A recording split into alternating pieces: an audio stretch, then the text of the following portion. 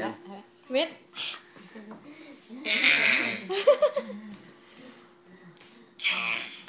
เจ็บบ้างเจ็บบ้างชิวน้องดิน้องดิน้องทำเสียงเอาใหม่ดิเม็ดดิเม็ด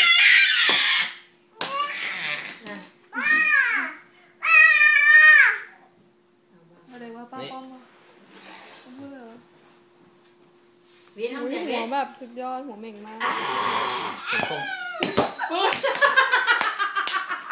เห็นไหมอะไรเลย